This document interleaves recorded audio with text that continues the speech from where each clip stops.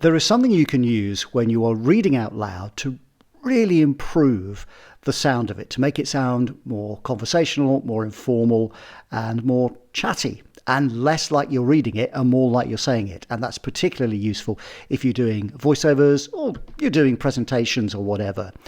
And it is the use of contractions. But I also have a word of warning, and I'll provide that at the end of this presentation. Now, contractions combine words together to form a single word that is easier to say, and they can help your voiceovers sound more like natural conversation. So let's take a look at a typical script. I think we'll use an e-learning script, just a little extract, to see how we can use contractions to improve the original. So this is a typical script, I suppose, that you might get for an e-learning project. And I'm just going to read it through. We're going to look at the rudiments of education. It is important that you have completed each module before moving on. There are examples on the sheet provided, and we will come back to these later. Okay, so that's how that sounds. It was all right, wasn't it?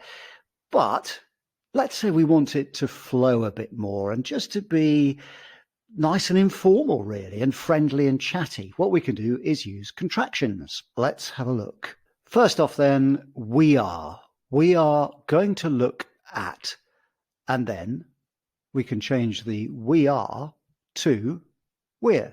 We're going to look at the rudiments of education, which instantly sounds better. The next one is it is important. So instead of it is important, let's go to it's important. It's important. And then you've.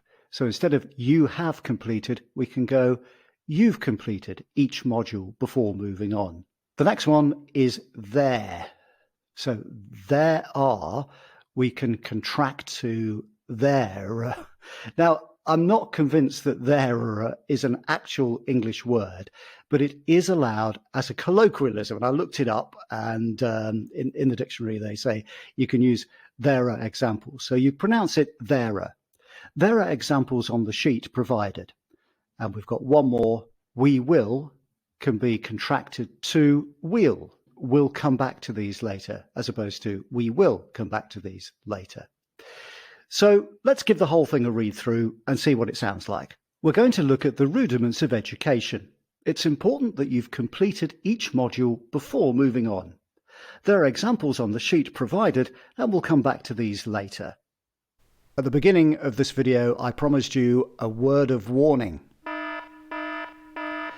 And that is that you have to make sure it's okay to do the contractions if you haven't written the script yourself. So if you're doing a voiceover, the vast majority of scripts are written for you by the client or by the copywriter. Now, in most cases, it's absolutely fine. And if they ever say anything, you can just say, well, look, it just makes it sound more conversational and it makes it sound better all round. And the vast majority of clients will be fine with that. But in some cases, they may say, no, you have to stick to the script. So in those cases, I'm afraid you can't use contractions. But like I say, in most things like corporates, e-learning and so on, you can get away with it. Even commercials, you can get away with it. Probably audiobooks, maybe on occasion you might be able to, but in the main you can't. But the vast majority of voiceover scripts you will be fine with. So I hope that's helped. Contract when necessary and where it works and where it makes you sound better. Thanks very much for watching. Look after your voice and see you next time.